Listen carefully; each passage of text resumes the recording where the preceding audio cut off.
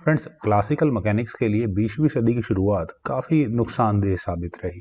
Newton के बाद काफ़ी लंबे समय तक उनकी थियोरीज को चैलेंज करने वाला कोई नहीं था, लेकिन मॉडर्न डिस्कवरीज और टेक्नोलॉजिकल एडवांसमेंट्स ने काफ़ी कुछ चेंज कर दिया। तो आज की जो हमारी वीडियो है वो बिग बैंग के कंसेप्ट को लेकर है। किस तरह से यूनिवर्स के स्टडी स्टेट थियरी को बिग बैंग ने रिप्लेस किया। फ्रेंड्स, 1912 में अमेरिकन एस्ट्रोनॉमर वेस्टो स्लाइफर ने पहली बार डॉपलर शिफ्ट को मेजर किया। एक स्पाइरल नेबुला, आज की डेट में उसे स्पाइरल गैलेक्सीज कहा जाता है, क्योंकि उस समय तक गैलेक्सीज का कॉन्सेप्ट नहीं आया था, गैलेक्सीज को डिस्कवर नहीं किया था। उन्होंने पता लगाया कि वो स्पाइरल नेबुला पृथ्वी से दूर जा रही थी।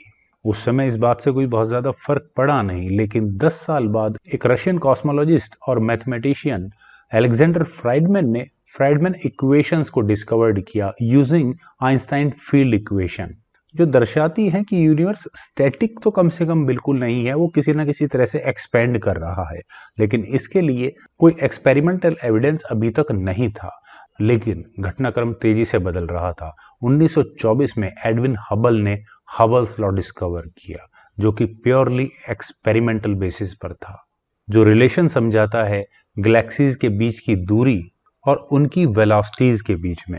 उसमें पाया गया कि जो गैलेक्सीज हमसे ज्यादा दूर थी उनकी वेलोसिटी ज्यादा थी, या मैथमेटिकल टर्म्स में कहा जाए that velocity is directly proportional to the distance between the two galaxies.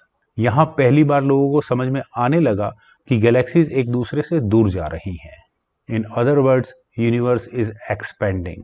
इसी बात को ध्यान में रखते हुए 1927 में एक बेल्जियन फिजिसिस्ट जॉर्ज लिमित्रे ने एक आइडिया प्रपोज किया कि जितनी भी नेबुला या गैलेक्सीज जो पृथ्वी से या हमसे दूर जा रही है, ये यूनिवर्स के एक्सपेंशन की वजह से हैं। और अगर हम इस सब प्रोसेस को टाइम में बैकवर्ड्स इमेजिन करें तो वो सब गैलेक्सीज एक दूसरे के तरफ आने लग जाती हैं, और समय में पीछे कहीं वे जरूर एक दूसरे के बहुत ज्यादा क्लोज होंगी। यानी कि कोई ना कोई एक ऐसा जरूर समय रहा होगा जहां वो एक सिंगल डॉट से शुरू हुई होंगी। और फ्रेंड्स, यहीं से कंट्रोवर्सी शुरू हुई। क्योंकि बेल्जियन फिजिसिस्ट एक पादरी भी थे, तो उनके ऊपर आरोप लगा कि उन्होंने अपनी रिलीजियस आइडियोलॉजी को फिजिक्स में घुसाने की कोशिश की है। और इस बात का विरोध उन्हीं लोगों ने ज्यादा किया जो स्टडी स्टेट थियरी के समर्थक थे।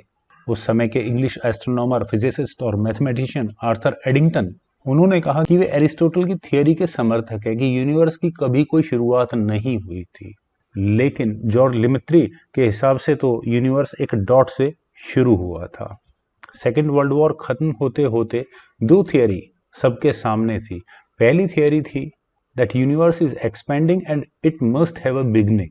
लेकिन वहीं दूसरी तरफ एक स्टडी स्टेट मॉडल भी था जिसे फ्राइड होयल सपोर्ट कर रहे थे। उनके अनुसार यूनिवर्स फैल तो रहा है, लेकिन जैसे ही गैलेक्सीज एक लिमिट से ज्यादा दूर जाएंगी तो बीच में एक नया मैटर क्रिएट हो जाएगा, जहां नई गैलेक्सी बन जाएंगी, और रफली यूनिवर्स लगभग सेम ही रहने वाला है हर समय। और वो फ्रेड होयल ही थे जिन्होंने बिग बैंग वर्ड कॉइन किया था। उनके बीबीसी के साथ हुए साक्षात्कार में उन्हें व्यंग्यात्मक तरीके से इसे एक बिग बैंग का कॉन्सेप्ट दिया। बिग बैंग वर्ड से ऐसा लगता है कि किसी एक धमाके के साथ यूनिवर्स शुरू हुआ था, लेकिन ऐसा कुछ नहीं था। यूनिवर्स एक्चुअल में एक्सपेंशन का नाम है, एक सिंगुलैरिटी जो कि एक्सपेंड होती गई। क्योंकि बिग बैंग वर्ड से ऐसा लगता है कि यूनिवर्स के किसी एक पॉइंट पर कोई धमाका या एक्सप्लोजन हुआ, जिसके बाद यूनिवर्स फैलता चला गया।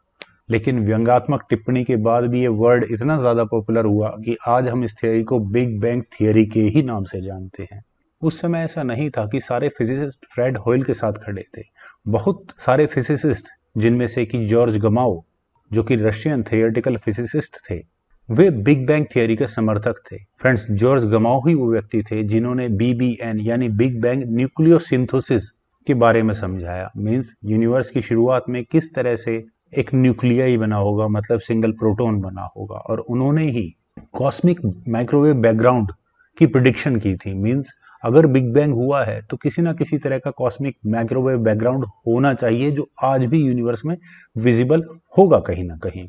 और अब सारा दारोमदार था उसी माइक्रोवेव बैकग्राउंड को देखना, जो कि एक एक्सीडेंटल डिस्कवरी बनी आर्नो पेंजिया और रॉबर्ट विल्सन की।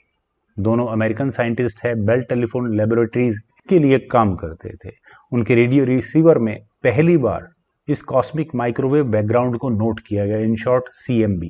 और फ्रेंड्स, इन्हीं दोनों को आई थिंक 1978 में शायद नोबेल प्राइज भी मिला था। और 1965 में की गई इस डिस्कवरी को प्रिंसटन यूनिवर्सिटी के रॉबर्ट डिकी की एक टीम ने भी कंफर्म किया था। दोनों ने लगभग अपने पेपर्स एक साथ ही पब्लिश किए थे। लेकिन CBM की डिस्कवरी के बाद बिग बैंग थियरी ही बेस्ट थियरी मानी गई यूनिवर्स के ओरिजिन की। अब कोई संशय नहीं रह गया था कि बिग बैंग से ही इस यूनिवर्स का क्रिएशन हुआ है। और खासकर 1968 में Roger Penrose, Stephen Hawkins, George F. Ellis की डिस्कवरीज, जिन्होंने ये दर्शाया कि मैथमेटिकल सिंगुलैरिटीज हैं जो बिग बैंग के लिए इनिशियल कंडीशंस प्रोवाइड करती है। मींस बिग बैंग को अब मैथमेटिकली भी प्रूव किया जा सकता था। फ्रेंड्स, डिस्कवरीज और बहुत हुई हैं। स्पेशली बिग बैंग को लेकर सबसे इंटरेस्टिंग डिस्कवरी है एलन गुथ की। 1981 में उन्होंने इन्फ्लेशन का कंसेप्ट दिया। लेकिन अगर अभी मैं इन्फ्लेशन को एक्सप्लेन करने लगा तो ये वीडियो बहुत ज़्यादा लंबी हो जाएगी। तो इन्फ्लेशन का कंसेप्ट मैं किसी और वीडियो में लेकर आऊँगा। मुझे उम्मीद है फ्रेंड्स, आप सभी को ये मेरी छोटी सी प्रेजेंटेशन ज़रूर पसंद आई होगी। और अपने किसी इंटरेस्ट के टॉपिक के ऊपर मेरी एक्सप्लेनेशन जानना चाहते हैं तो प्लीज़ कमेंट सेक्शन में ज़रूर लिखिएगा। मैं पूरी कोशिश करूँगा उसको फिर वीडियो बनाने के लिए। तो आप लोग इस वीडियो को लाइक, शेयर और मेरे इस यूट्यूब चैनल को प्लीज़ सब्सक्राइब ज़रूर करें। आपके कमेंट्स एज यूजुअल मैंने कहा कि मुझे इंतज़ार रहेगा। Thank you for watching and bye for now.